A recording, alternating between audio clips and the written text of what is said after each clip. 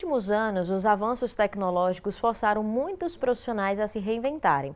A advocacia é um exemplo de uma profissão que é bem tradicional e que vem se adaptando a essas mudanças. Ganharam novas áreas e quem se especializa em alguma delas sai na frente, viu? Aí, por isso, para bater um papo sobre o que o mercado de trabalho tem exigido para quem escolhe essa área, nós convidamos o advogado Tiago Bucchi, com quem eu já agradeço pela participação aqui com a gente, e vai trazer um pouco desse cenário da advocacia, não só em Sergipe, mas no mundo como um todo, e essas adaptações. Eu comecei ali falando sobre essa parte tecnológica. É um fator que influenciou muito nas mudanças da profissão? Bom dia. Bom dia, Michele. Bom dia a todos que estão nos assistindo nesse momento. Satisfação sempre muito grande estar aqui no Bom Dia Sergipe, conversando um pouco sobre, às vezes, concurso, às vezes sobre direito. E, de fato, como você bem pontuou, hoje o mercado ele está muito mais veloz, muito mais exigente, muito mais concorrido. E isso vai exigir do profissional de direito uma nova formação, uma formação jurídica especializada, uma formação jurídica que esteja antenada com essas modificações. Não apenas o advogado, mas o procurador do Estado, o procurador da República, o membro do Ministério Público, o magistrado. Isso porque o profissional do direito como um todo tem por objetivo regular a vida em sociedade. E se ele regula a vida em sociedade, assegurando o direito dos integrantes dessa sociedade, naturalmente, a partir do momento que a gente tem uma evolução social, a gente precisa de uma evolução também dessa profissão. E diante desses avanços tecnológicos, né, como você bem pontuou, a gente tem alguns exemplos para poder trabalhar. Imagine há algum tempo atrás quantos telespectadores, por exemplo, que estão nos assistindo nesse momento, que são motoristas de aplicativos de transporte. Em 2018 tiveram seus carros apreendidos por suspeita de transporte clandestino. Então, essa situação concreta, que é uma realidade hoje, né, o Uber, o 99, diferentes aplicativos de transporte que nós temos, de alguma maneira a gente tem a possibilidade de, diante de uma nova legislação, ter uma regulação.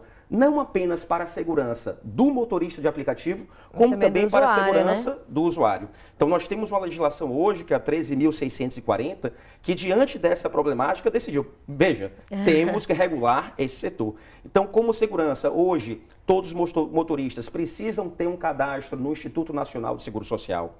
Para uma segurança do usuário, existe a necessidade de um seguro de acidente pessoal. Até a própria delimitação do transporte, ao contrário do táxi, ao contrário da van, ao contrário do ônibus, que são transportes considerados coletivos, o transporte de aplicativo, o exemplo do Uber, é um transporte individual. Então, ele não pode estar passando na rua e aleatoriamente ter a busca né? Exatamente, a busca de um passageiro.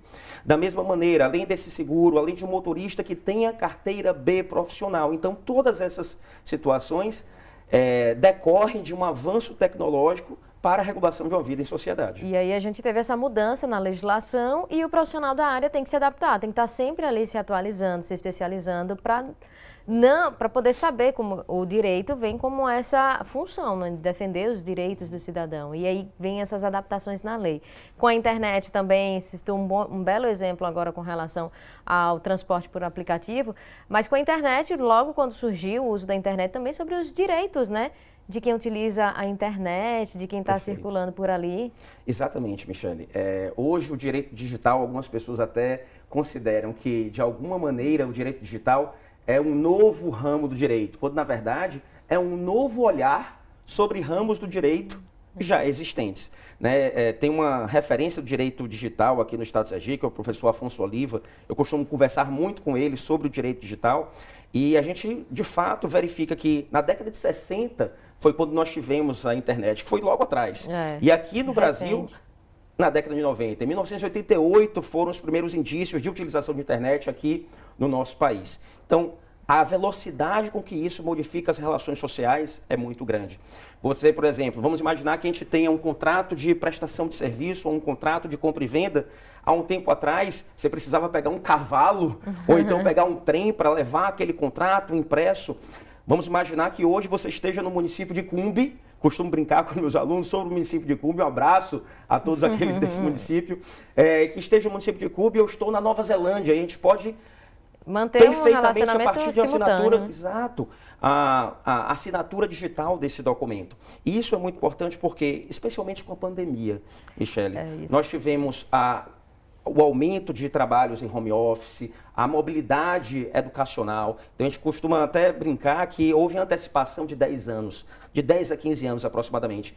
E naturalmente você tem novas situações que decorrem desses avanços tecnológicos, inclusive com a própria pandemia, inclusive de invasão de dados, né? Invasão de dados, aí vem a relação de trabalho também, para o uso de aplicativos, até da logística, né? Como o home office, teve que ter uma legislação, assim, muito recente para poder regulamentar esse processo durante a pandemia. E alguns exemplos decorrentes desse direito digital podem ser citados.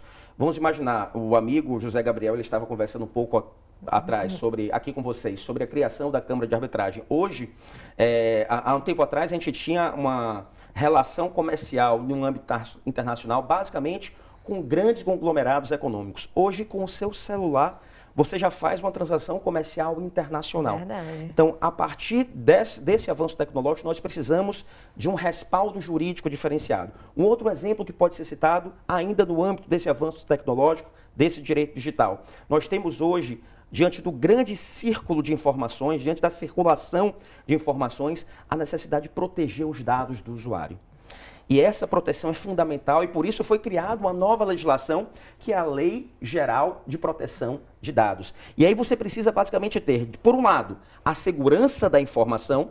De que modo? Como é que eu posso proteger aquela informação de ataques externos, de crimes cibernéticos, por exemplo? E, por outro lado, a gestão da privacidade. Como é que eu trato aquele dado dentro da própria organização? E, por isso, nós precisamos de profissionais também especializados. Por outro lado, ainda como exemplo desse mundo que é o direito digital, que nós podemos citar, a gente tem a possibilidade hoje de, como nós citamos anteriormente, desses crimes cibernéticos. E, naturalmente, a legislação também vai avançando. A gente teve uma alteração legislativa muito recente no âmbito do Código Penal, com a introdução de 2 crimes, um protegendo um pouco mais no âmbito das fake news, no âmbito das notícias falsas, que foi muito difundido e comentado no âmbito do processo eleitoral, e, da mesma forma, aquele crime de perseguição, né? Hoje, a gente tem... Está sendo um ataque muito comum. Que é o stalker, né? Como a gente chama na linguagem da internet. Isso. E a gente percebe cada vez mais a necessidade de um profissional especializado também nessa área.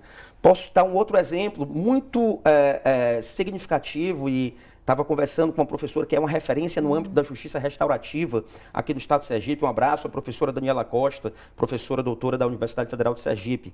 Ela comentando comigo sobre a justiça restaurativa e sobre a efetividade da introdução dos círculos restaurativos. Então, hoje o que é que nós temos? Não é a impunidade, não é a absolvição aleatória de um determinado criminoso, mas vamos tentar recompor essas relações sociais. Vamos trazer para o debate, e aí diz a resolução do Conselho Nacional de Justiça, quando possível, quando for o caso, trazer para o debate vítima e ofendido, porque muito mais importante do que aquele estímulo-resposta que nós vimos há um tempo atrás, é a recomposição dessas relações sociais que foram afetadas. No caso, a gente fala também, podemos incluir nesse âmbito a questão de conciliação antes de ir para a questão judicial. Isso pode ter um impacto também na justiça, no trabalho que demanda muitos processos acumulados. Michele, você, como sempre, com perguntas excepcionais. A justiça restaurativa, ela parte do pressuposto que houve a prática de um determinado crime. De fato, a gente tem a possibilidade de uma atuação preventiva. A gente costuma brincar no âmbito jurídico, né? Quer conhecer uma pessoa, case com ela. Quer conhecer mais ainda, separe dela. Então, muitas vezes, no processo de separação, você tem inúmeros litígios, os traumas e carências decorrentes de uma relação conjugal que são depositadas no momento da separação dos bens. Então, hoje o que se percebe, e isso é muito incentivado pelo próprio Poder Judiciário, e nós temos câmaras de conciliação, mediação, tanto no âmbito público como também no âmbito privado, homologadas pelo Poder Público, é que isso desafoga o Poder Judiciário, dá uma celeridade muito mais rápida à solução daquele litígio e recompõe também aquela própria relação social. Então, o que se tinha um tempo atrás daquela advocacia combativa, aquela advocacia contenciosa, hoje, não apenas no âmbito das relações pessoais, mas também no âmbito pessoais, digo pessoas físicas, mas também no âmbito de pessoas jurídicas, a atuação preventiva para que aquela situação de litígio não aconteça. E mesmo que aconteça, a gente tem a possibilidade de ir inicialmente para uma mediação, ao invés de buscar diretamente a propositura de uma ação e uma decisão do Poder Judiciário. Resumindo, é tentar aquela conciliação antes de ir para algo mais grave, né?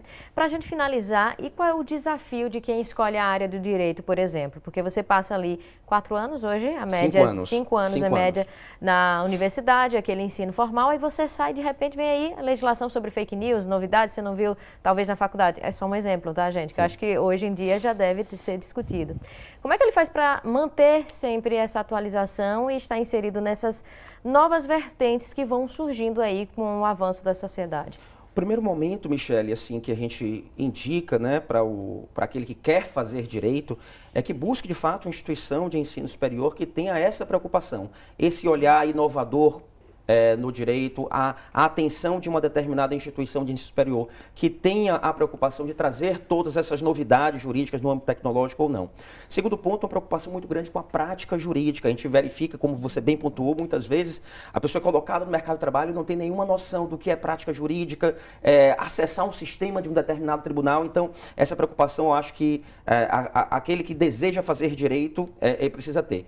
E para quem já é operador de direito, basicamente aqueles cursos de atualização, os cursos de extensão, cursos de pós-graduação, uma área, por exemplo, que a gente verifica que está em grande ascensão hoje é o direito sancionador. Então, que desenvolver uma determinada habilidade. E atrelado a essa parte conteudista, atrelado ao conhecimento jurídico, que é o que nós chamamos de hard skills, eu acho que o grande desafio do operador de direito é trabalhar hoje com o soft skill. O que é que significa isso? É basicamente você aprender a lidar com o outro. Aprender a lidar com as relações sociais, né? A pessoa. Porque direito é social, direito é vida. Então, são esses desafios que eu acredito que o profissional de direito, aquele que escolhe direito e é o profissional de direito, tem aí no âmbito jurídico. Mas é um mundo que nós temos hoje com diferentes possibilidades. É isso aí. Quero agradecer a participação, então, do professor, doutor também aqui, o Thiago Bock, pela participação com a gente, trazendo para a gente um panorama sobre o direito que interessa não só quem é da área enquanto profissional, né, mas também a população em geral que vai em busca dos seus direitos aí em alguma situação, em algum momento da vida. Obrigada pela participação. Eu que agradeço. Até.